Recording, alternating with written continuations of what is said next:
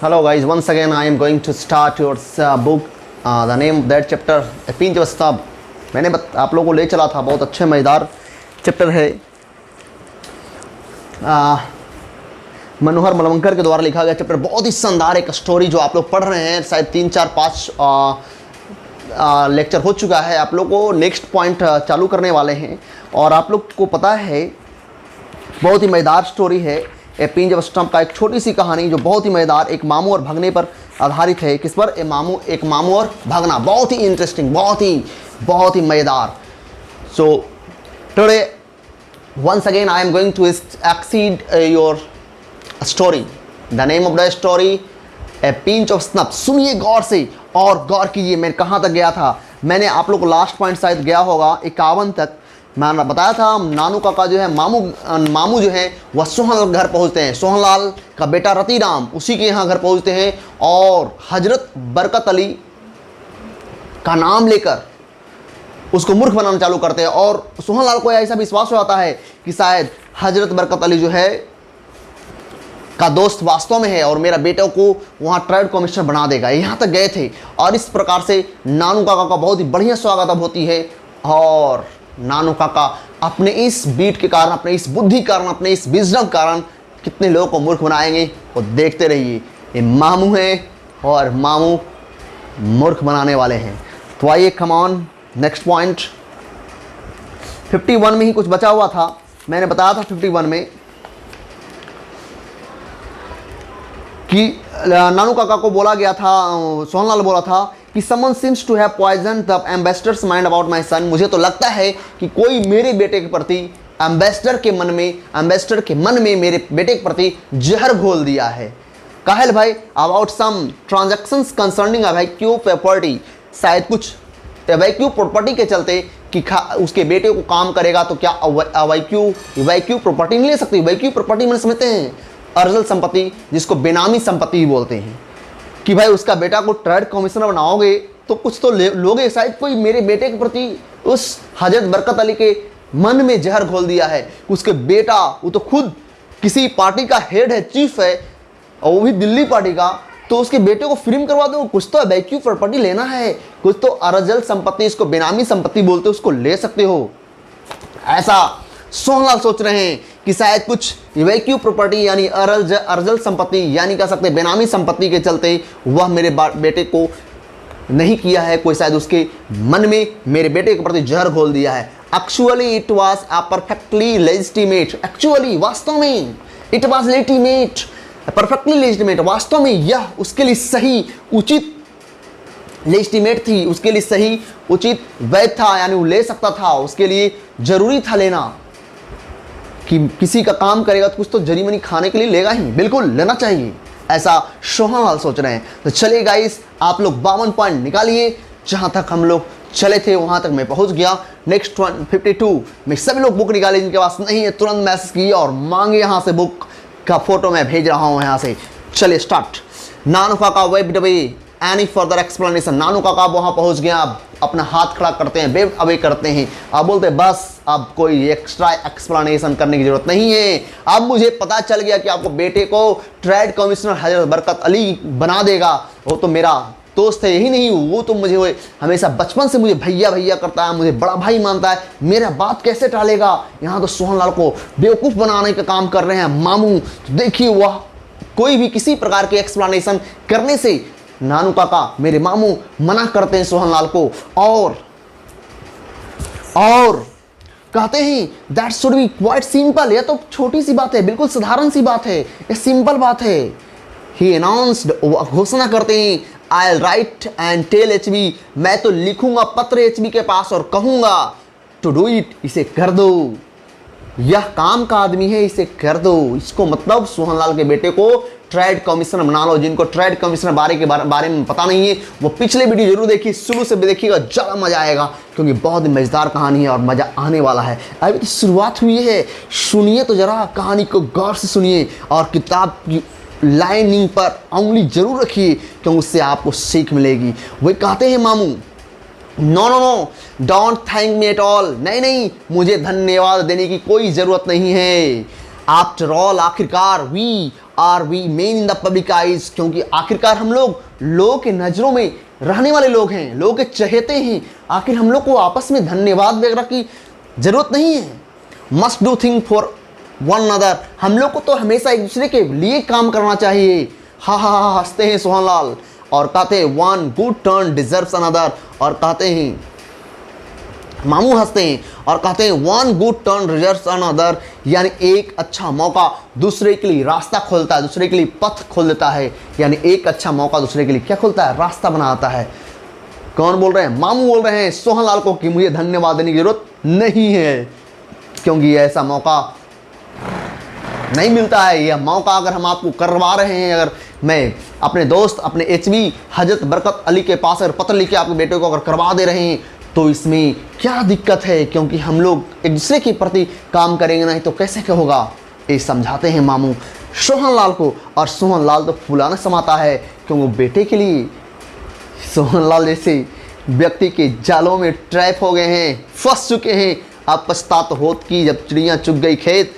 बने रहिए मेरे साथ। नानू काका open his silver snuff box, Nanu का अपना चिनौटी खोलते हैं। चिनौटी माने जो सूंघनी रखते हैं ना, सूंघ कर जो नशा प्राप्त करने पदार्थ, उसके लिए चिनौटी रखते हैं चांदी का। अगर कोई पूछे कि नानू काका के पास चिनौटी जो था, चिनौटी समझते होंगे आप लोग, गाँव घर में रहते हैं तो चिनौटी समझते हैं, उसको चिकोटी भी बोलते हैं।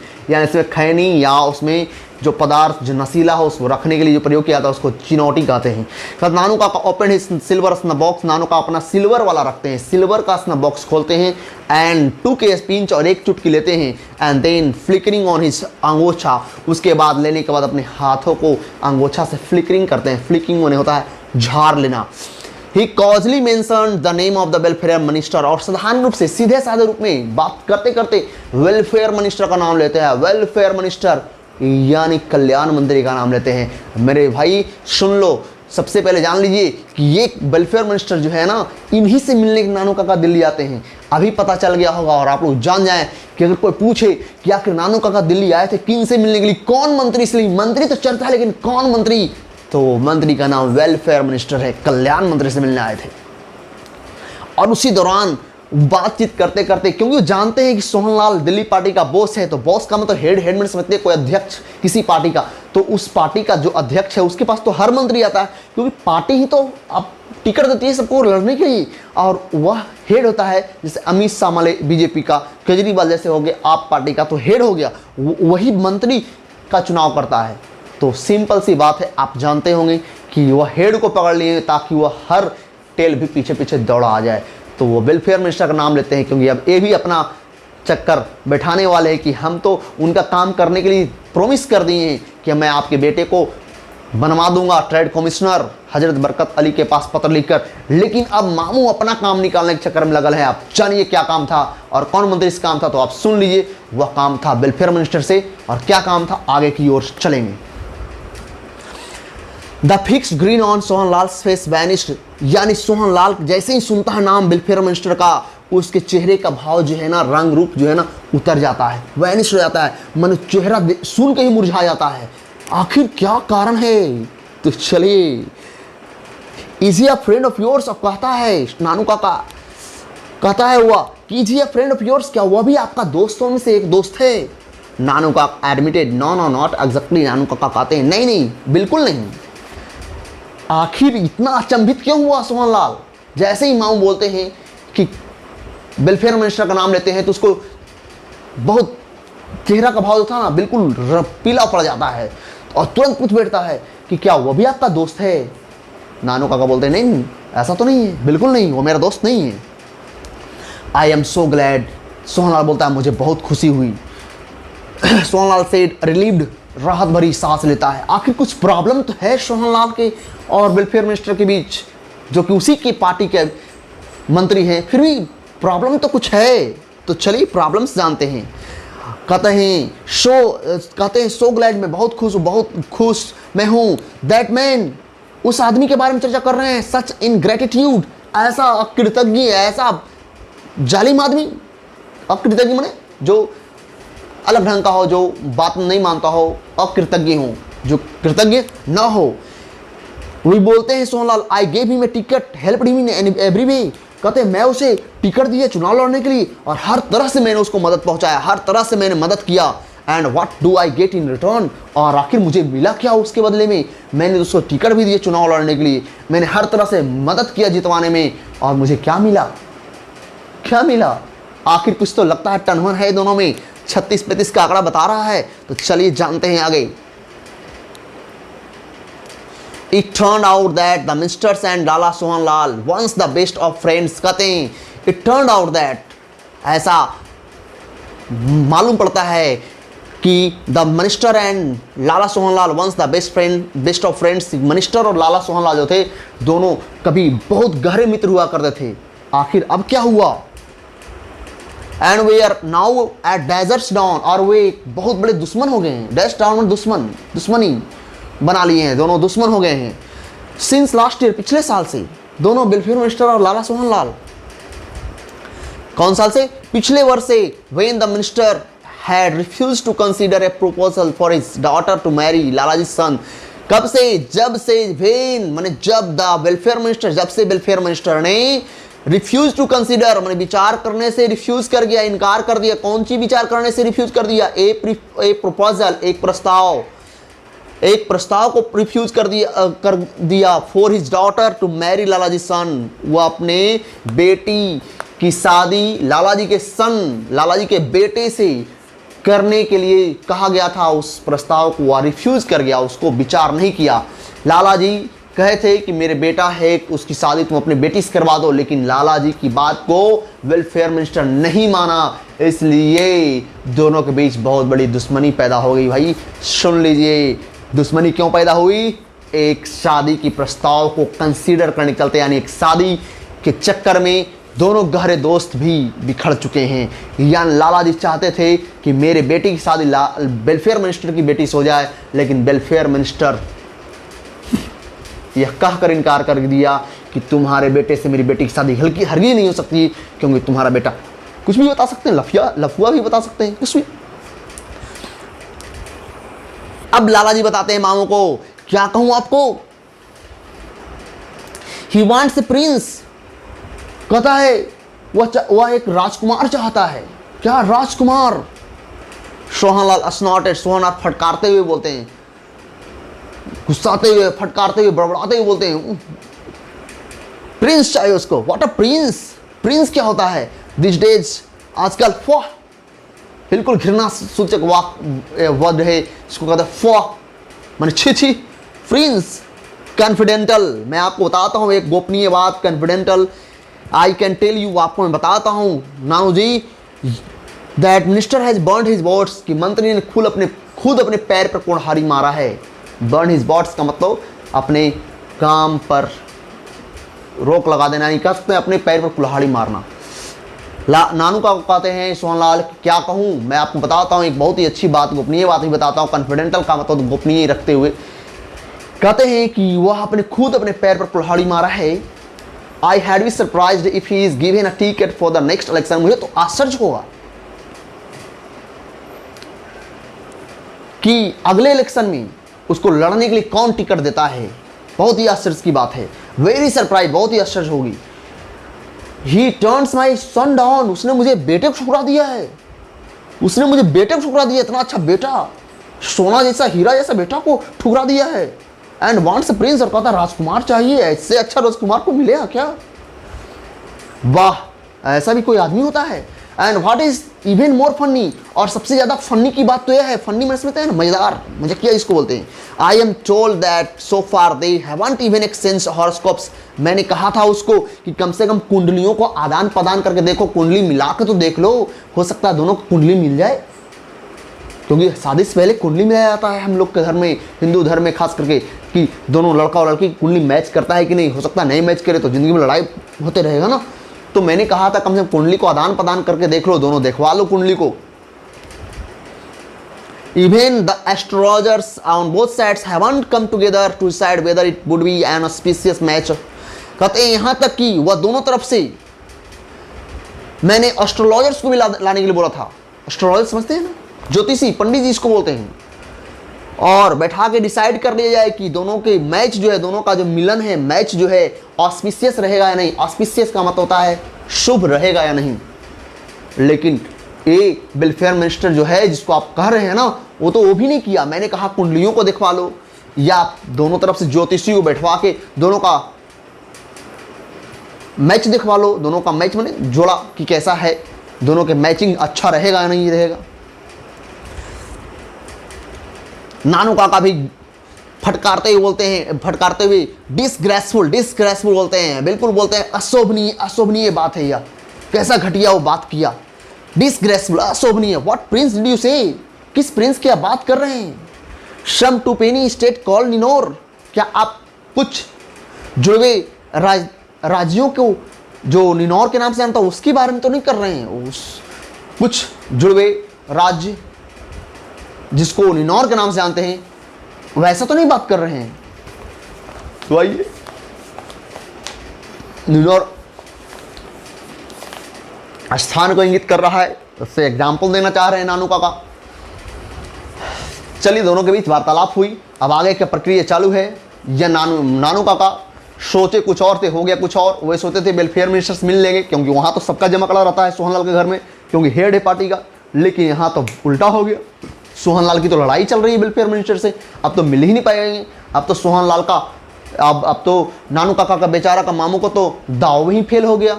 अब तो जो बड़ा दंगल लगाए थे, बहुत बड़ी बुद्धि लगाए थे, मूर्ख बनाने चले थे सोहनलाल को, और उस मूर्ख बनाकर ये कुछ अलग अपना काम निकालना चाह रहे थे कि हम वेलफेयर मिनिस्टर्स मिल लेंगे। लेकिन पता चला कि वेलफेयर मिनिस्टर से तो लड़े हुए हैं। अब क्या होगा, अब नया रास्ता ढूंढना पड़ेगा। तो रास्ता ढूंढना पड़ेगा। जैसे ही पता चला मामू को कि सोहनलाल और वेलफेयर मिनिस्टर के बीच टनमन चल रहा है, मामू अब वहाँ से कटेंगे, क्योंकि अब मामू को रहने से कोई फायदा है ही नहीं। फायदा कहाँ से है, फायदा खत्म हो गई। क्यों, फायदा तब था जब तक वो लड़ाई के बारे में नहीं जानते, तब तक। तो वो हेड था, वो हेड के पास तो सब लोग आता है, वो तो बात भी करवा देता। लेकिन अब तो लड़ाई चल रही है भाई, तो कैसे होगा। We left the house soon after that, उसके बाद जल्दी हम लोग वहाँ से निकलने लगे। क्यों, अब रहने से कोई फायदा है ही नहीं। हम लोगों ने यहाँ मलवंकर साहब कहानी को बोल रहे हैं, नरेट कर रहे हैं। Nanu Kaka having again promised that he would write to old HB, Nanu Kaka पुनः उसको प्रोमिस कर रहे हैं सोहनलाल को कि हम ओल्ड एचबी के पास, ओल्ड एचबी में बुढ़वा हजरत बरकतवा के पास पत्र लिखेंगे तुम्हारे बेटे के लिए। दैट वेरी डे, उसी दिन जिस दिन मैं घर पहुंचूंगा। एज वी ड्रो अवे, जैसे हम लोग चलें गाड़ी पर, बोथ लाला जी गाड़ी के लिए जैसे हम लोग जाने लगे गाड़ी पर, both Lala ji and superior secretary, दोनों लाला जी और उसके सीनियर सेक्रेटरी जो था, वे are bowing to him from the porch, वो सारे से अपने उनके सामने झुका हुआ था। देखिए, अक्ल बड़ी की भैंस, सब कहेंगे भैंस लेकिन होती अक्ल बड़ी, क्योंकि मामू एक दिल्ली के बॉस, पार्टी बॉस को मूर्ख बना दिए, अपने सामने उसको झुका दिए। इसलिए अक्ल बहुत ज़रूरी है। अक्ल केवल पढ़ाई करने से, विद्या से आती है, और अक्ल बनाने के लिए थोड़ा सा शक्ल बदलो आप लोग, क्योंकि शक्ल नहीं बदलोगे अक्ल नहीं आएगी, और अक्ल नहीं आएगी तो कभी शक्ल नहीं बदल पाएगी। इसलिए पढ़िए, जितना पढ़े, लॉकडाउन में लॉक हो जाओ और पढ़ाई चालू करो।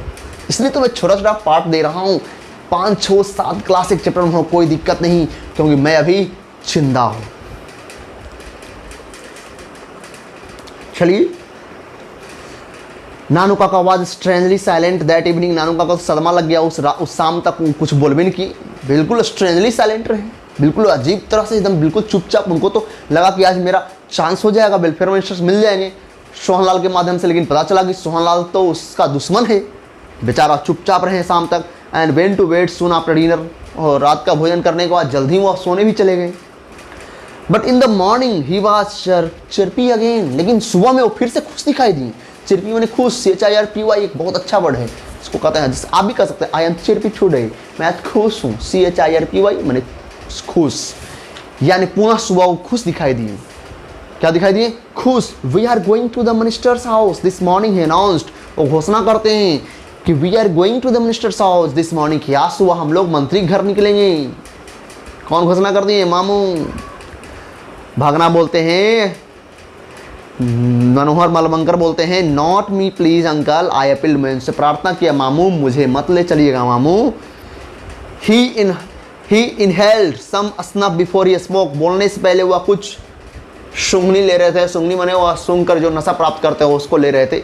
सांस के द्वारा लेना को इनहेल कहते हैं, यानी खींच कर लिया जाता हो। यह स्नफ माने होता है वैसा तंबाकू जिसे सूंघ कर नशा प्राप्त करते हो, इनहेल करते हैं। इनहेल का मतलब सांस खींच कर प्राप्त करने वाला। And by that time he seem to have forgotten what I had said, और उस समय तक जब जाना था उस समय तक मामू भूल चुके थे जो मैंने कहा था। By that time he seem to have forgotten, ऐसा लगता था कि जिस समय मैं कहा था उस समय तक जाने के वक्त वो भूल चुके थे जो मैंने कहा था। व्हाट आई हैड टोल्ड, जो मैंने कहा था। दिस कार ऑफ योर्स, मामू बोलते हैं भगना, this car of yours too old, तुम्हारा एक करवा जो है बहुत छोटा है। एंड सॉरी टू ओल्ड, बहुत पुराना है। एंड टू स्मॉल, और बहुत छोटा है।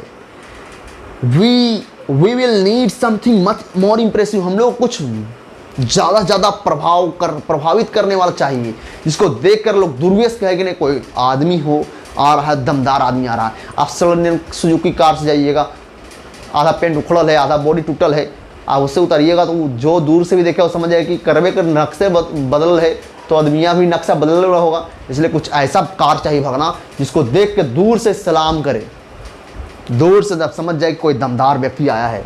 ऐसा मरल टूटल नहीं चाहिए।